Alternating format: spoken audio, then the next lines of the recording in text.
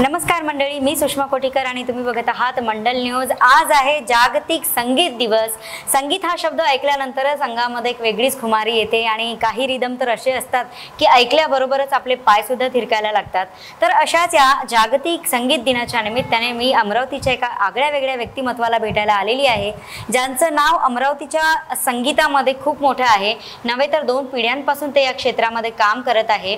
Orchestra हा सर्वांनाच परिचित शब्द आहे आणि वेगवेगळ्या ठिकाणी ऑर्केस्ट्रा लाईव्ह चालतो आणि आपण मनमुराद असा ऑर्केस्ट्राचा आनंद लुटत असतो। पण काय आहे ऑर्केस्ट्राच्या मागची कहाणी ती आपण जाणून घेणार आहोत आजच्या संगीत दिनाच्या निमित्ताने।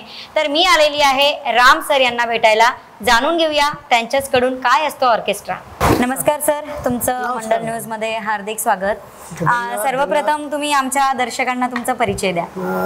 नमस्कार, मी राम पछेल। माझा एक छोटासा ऑर्केस्ट्रा बँड आहे, ऑर्केस्ट्रा आरके मेलोडीज नावानं, आणि सगळ्या श्रोतांनी आणि म्युझिशियन सगळ्या कलाकारांना पहिले तर शुभेच्छा। सर, तुम्ही किती वर्षापासून या क्षेत्रामध्ये काम करत आहात?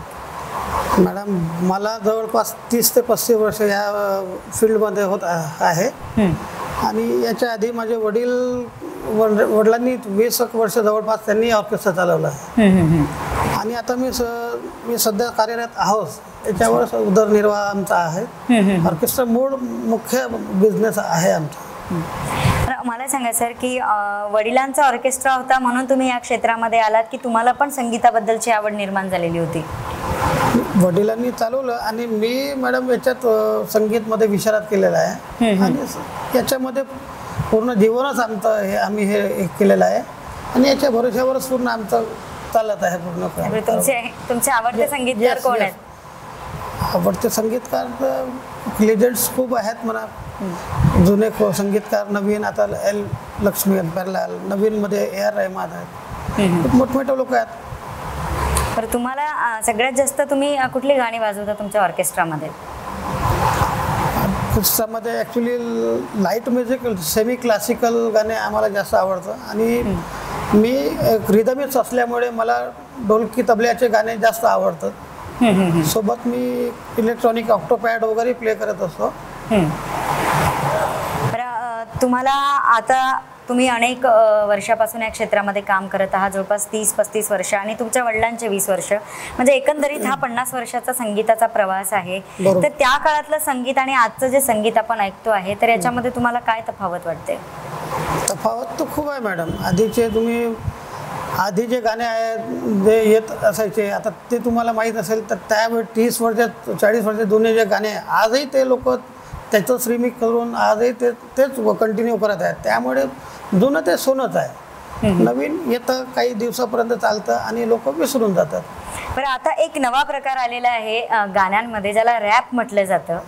तर या रॅप बद्दल आपलं काय वैयक्तिक मत आहे?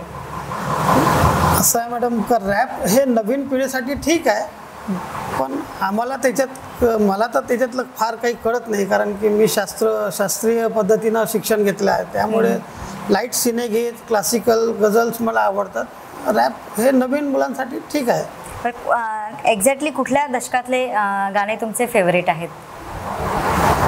70 पासून तर आता 2000 पर्यंतही, 2000 पर्यंतही गाणे छान आहेत। नवीन गाणे चांगले आहेत, कारण की नवीन गाणे संगीत तर काही खराब चांगलं वाईट म्हणण्यासारखं नसतं सगळं, कारण की नवीन पिढीसाठी जे पाहिजे ते व्यवस्थित आहेत, पण आम्हाला जुनंच ते आवडतं। बरं, मराठी इंडस्ट्रीमधले कुठले संगीतकार तुम्हाला जास्त आवडतात? मराठीमधले ॲक्च्युली बरेचसे नावं आहेत, पण हृदयनाथ मंगेशकर वगैरे खूप चांगले पंडित हृदयनाथ मंगेशकर आहेत आणि बाबूजी आहेत, आपले बरेचसे लोक आहेत। पण सर, आता हा एवढा मोठा ऑर्केस्ट्राचा पसारा आहे, तर वर्षभर मग त्या पद्धतीच्या ऑर्डर्स येतात का? म्हणजे इतके लोक ऑर्केस्ट्रामध्ये काम करतात, त्या प्रत्येकाचंच कुटुंब संगीताच्या भरोशावरच चालतं आहे, तर मग तेवढ्या ऑर्डर्स येतात का ऑर्केस्ट्राच्या वर्षभर? हो मॅडम, आज तर असं आहे का, ऑर्केस्ट्रा म्युझिक म्हटल्यानंतर प्रत्येक इव्हेंटला, लग्न सरायापासून कंपनीचे इव्हेंट्स असतात, आज तर कलाकारांचं घर त्याच्यावर डिपेंड आहे, इतकं काम आहे। आधी तरी गणपती दुर्गादेवीमध्ये चालायचे, पण आज तर 12 महिने काम मिळत आहेत। म्हणजे आज ऑर्केस्ट्राची परिस्थिती बदलली आहे असं तुम्हाला वाटतं? एकदम बरं, तुमच्या वडिलांच्या काळामध्ये जो ऑर्केस्ट्रा होता त्यातले इन्स्ट्रुमेंट आणि आता सध्या तुमच्याकडे जे इन्स्ट्रुमेंट आहे त्यामध्ये काय बदल आहे? आधी इन्स्ट्रुमेंट मॅडम अकॉस्टिक म्हणून एक नाव दिलं जाते, ज्याला हार्मोनियम म्हणतात, तबला, हे चर्मवाद्य, गिटार, हे अकॉस्टिकमध्ये मोजलं गेलं. आज इलेक्ट्रॉनिक खूप क्रांती झाली इलेक्ट्रॉनिक इन्स्ट्रुमेंटमध्ये, कीबोर्ड, इलेक्ट्रॉनिक ड्रम, बरेचसे. त्यामुळे त्या काळावरचे इन्स्ट्रुमेंट आजला खूप फरक आहे, खूप डिफरन्स आहे वाद्यामध्ये आजकाल. तुम्ही कोणकोणते वाद्य वाजवता? मी मॅडम रिदमिस्ट असल्यामुळे मला ढोलक, तबला आणि इलेक्ट्रॉनिक ऑक्टोपॅड म्हणून असतात, ते मी प्ले करत असतो. तुमची किती लोकांची टीम आहे सध्या ऑर्केस्ट्राची? ऑर्केस्ट्रा मॅडम ॲक्च्युली डिपेंड करतं आपण आपले इव्हेंट कुठे आहे, कसं प्रोग्राम काय, कॉन्सेप्ट काय आहे. मिनिमम 10 ते 12 लोक लागतातच. स्टार शो वगैरे मोठे शो असतात जे सेलिब्रिटीचे, त्या हिशोबानं मग आणखीन मॅक्सिमम लोक लागतात. 20-25 लोकांचाही संच कमी पडतो, त्या हिशोबानं करावं लागतं अरेंजमेंट. तर तुम्ही तुमच्या ऑर्केस्ट्रामध्ये वेगवेगळ्या लोकांना संधी देत असता का? नवीन जे आहेत समजा ज्यांना संगीताची आवड आहे, गायनाची आवड आहे, अशा लोकांना संधी देता का आपण? हो. आता कसं मॅडम, आपल्याला जेवढं, आपण खूप जास्त तर छोटे कलाकार असल्यामुळे आपल्याकडे जितकं आहे ते आपण जास्तीत जास्त नवीन मुलींना देण्याचा प्रयत्न करत असतो. तर एक ऑर्केस्ट्राचा बिझनेस किंवा व्यवसाय करत असताना तुम्हाला अडचणी कोणत्या येतात त्याच्यामध्ये? अडचणी मॅडम, आजकाल तर कॉम्पिटिशन तर हे आहे, तुम्हाला युग माहीत आहे, खूप इन्व्हेस्टमेंट. त्यामुळे कसं वेळेनुसार जे प्रॉब्लेम येतात त्याच्यातनं आपण मार्ग काढून आपण काम करतोय. पण आज खूप कॉम्पिटिशन, हेल्दी कॉम्पिटिशन आहे असं म्हणायला हरकत नाही. आणि आता इन्स्ट्रुमेंट तर तुमच्याकडे खूप आहेत आणि काही इलेक्ट्रॉनिक आहेत, काही मॅन्युअल आहेत. तर हे इन्स्ट्रुमेंटचा मेंटेनन्स कसा चालतो? इलेक्ट्रॉनिक इन्स्ट्रुमेंटचं फारसं हे नसतं मेंटेनन्स, पण ते अपडेटसाठी नवीन घ्यावं लागतात. आणि बाकी जे अकॉस्टिक इन्स्ट्रुमेंट आहे त्याचं मेंटेनन्स वेळेनुसार ते करावं लागतं आणि आम्ही करत असतो ते आमच्या. तर मला सांगा सर की आज संगीत दिन आहे आणि संगीतामध्ये संगीत हा शब्द उच्चारला कीच आपल्या कानावर काही वाद्यांचे सूर यायला लागतात. तर तुम्ही एक आर्टिस्ट म्हणून संगीताची व्याख्या कशी कराल? संगीत मॅडम, आम्ही तर आमचं जीवनच त्याच्या भरोश्यावर आहे आणि आम्ही आम्ही जे जगतो म्युझिकमुळेच आम्ही पूर्ण आयुष्यात आमचं त्याच्यावर हे आहे. त्याच्यामुळे संगीताशिवाय आम्ही दुसरं काही विचारच करू शकत नाही, इतकं जवळीक आम्ही संगीतात आमचं इन्व्हॉल्वमेंट. म्हणजे तुम्ही आणि संगीत जसे एक जीव झालेले, जसं शरीर आणि हृदय तसा विषय संगीताचा आणि तुमचा आहे. बाबा खूप छान. सर, तुमचं ऑर्केस्ट्रा तर हा अमरावती शहरामधला आहे, म्हणजे आपण विदर्भाच्या कलाकारांना नेहमीच मागे टाकलं जातं असं म्हटलं जातं. पण तुम्ही इतके वर्षापासूनचा तुमचा अनुभव आहे, तुम्ही कोणत्या मोठ्या कलाकारांच्या सोबत काम केलं आहे आतापर्यंत? मी एक छोटा कलाकार असल्यावरही मला मॅडम खूप मोठमोठ्या अपॉर्च्युनिटी मिळाल्या आहे. मी इंडस्ट्रीच्या खूप मोठमोठे, म्हणजे ॲक्च्युली अरुण दाते, अनुप जलोटा, वर्षा उसगावकर, बरेचसे सेलिब्रिटी आहे ज्यांच्यासोबत मी साथ संगत केलेली आहे. त्यामुळे माझं ते भाग्य म्हणावं लागेल, इतक्या छोट्या शहरातून मला मोठमोठ्या लोकांसोबत साथ संगत करायला मिळालं आहे. असे खूप नावं घेण्यासारखे आहेत. या सगळ्या जीवन प्रवासामध्ये, संगीताच्या प्रवासामध्ये सगळ्यात अविस्मरणीय असा एखादा प्रसंग कोणता आहे तुमच्या जीवनातला? खूप चांगलं अपॉर्च्युनिटी एक लक्षात येते का, अरुण दाते अमरावतीत पहिल्यांदा आले होते. त्याला जवळपास 20-25 वर्ष झाले असतील. अमरावतीला खूप मोठा हादसा झाला होता, पाण्याचा पूर ज्याला म्हणतात ना, मोहाळ म्हणून गाव वाहून गेला होता. अच्छा. त्याच्यात अरुण दाते यांचा आम्ही कार्यक्रम, चॅरिटी शो अरेंज केला होता. तर त्यामध्ये मी पहिल्यांदा त्यांच्यासोबत ढोलकी प्ले केलं होतं. त्यांनी ते ऐकल्यावर त्यांनी खूप तारीफ केली आणि ते बोलले का, अरे तुम्ही इतक्या छोट्या गावात इथे राहून काय करता. त्यामुळे त्यांनी मला स्वतःहून 2-2, 4-4 वेळा हे केलं का, चला मुंबईला तुम्ही इथं काय करता. तर ते मॅडम माझ्या लाईफमध्ये मला खूप म्हणजे आनंदित एक प्रसंग होता.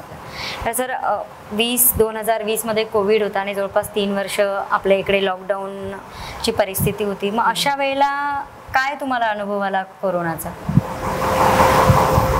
कोरोनामध्ये तर मॅडम खूपच कलाकारांचे खूप हालअपेष्टा झाले, सगळ्याच लोकांचे झाले, पण कलाकारांना बरेचसे कलाकार तर बिचारे दगावले कोरोनामुळे. आणि विशेष म्हणजे मार्च महिना, त्याच्यानंतर लगन सराईच्या ऑर्डर्स असतील तुमच्या. 2 वर्ष तर मॅडम असे झाले की बरेचसे कलाकारांनी घरातून काही जे काही वस्तू असतील काही विकवाक करून आपलं उदरनिर्वाह केला. आम्ही सुद्धा जितकं आमच्याकडनं झालं, आम्ही तर खूप मोठे नाही आहे, पण परिस्थितीनुसार जेवढं करता आलं तेवढं कलाकारांना आम्ही मदत करून आम्हालाही सावरलं आणि त्यांनाही जे काही मदत करता आली ते केलं. पण व्हेरी डेंजरस म्हणजे कोरोना कलाकारांसाठी खूप डेंजर होतं, कारण की कलाकार संध्याकाळी कमवून आपल्या दुसऱ्या दिवशी आपल्या घरचा उदरनिर्वाह करतात, त्यामुळे त्यांना खूप कठीण गेलं. आणि तुम्ही तर आधी ऑर्डर्स पण घेऊन ठेवलेले असतील, तर मग ते पैसे तुम्हाला परत करावे लागले का जेव्हा ते सगळे लग्न वगैरे रद्द झाले तेव्हा? तर बरेचसे कार्यक्रम तर रद्द झाल्यामुळे काही करण्यात आले, काही पैसे परत करण्यात आले आणि परिस्थिती खूप खराब असल्यामुळे 2-3 वर्ष तर काही करताच आलं नाही मॅडम. तर आताचे जे नवीन युगातले जे कलाकार आहेत, फास्ट फूडवाले कलाकार, त्यांना आपण काय संदेश देणार? आता हे कसं झालं मॅडम, आता तुम्ही ते ॲमेझॉन माहीत असेल ना तुम्हाला, ते कसं पार्सल घरी आपल्या पाठीवर बॅग घेऊन जसं ते काय म्हणतात खाणं पोचवतात. बरेचसे आता आमच्या कलाकार असे झाले ते छातीवर ते इन्स्ट्रुमेंट पोहोचून ते गाणं पोचवतात. पण त्यांना माझी एकच विनंती आहे का गाणं वाजवणं इतकं काही सोपं नाही. व्यवस्थित शिक्षण घ्या, चांगल्या गुरुकडनं मार्गदर्शन करून चांगलं संगीत करा. कसं तरी म्हणजे बेसूर किंवा अर्ध नॉलेज करून लोक आता निघाले. खूप जास्त हे काय म्हणतात त्याला, जसं साऊंड पोल्युशन असं तसं एकदम खूप बेसुरांचे गाणे आता तुम्ही पाहत असाल तुम्ही, ज्यांना काहीच येत नाही तेही लोक आपले मोठमोठे कार्यक्रम करत आहे. पण विनंती अशी आहे का थोडंफार शिक्षण घेऊन करायला पाहिजे. खूप मोठं क्षेत्र आहे. लोक म्हणजे संगीताचे खेळ आहेत असं माझं. तर तुम्ही हे वेगवेगळे इन्स्ट्रुमेंट वाजवता, तर आता आमच्या दर्शकांसाठी तुम्हाला जो इन्स्ट्रुमेंट आवडतो तो तुम्ही वाजवून दाखवायचा आहे.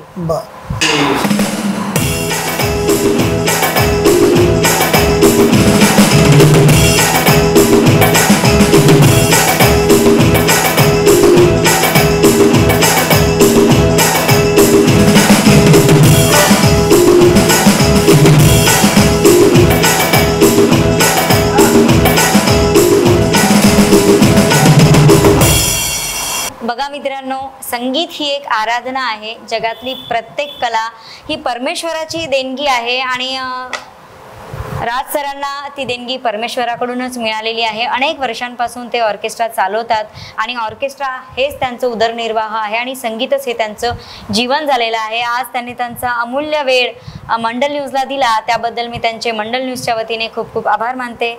आपले मनापासून धन्यवाद सर. तुमचं सुद्धा धन्यवाद. तुम्ही आमच्या स्टुडिओला भेट दिल्याबद्दल खूप खूप धन्यवाद.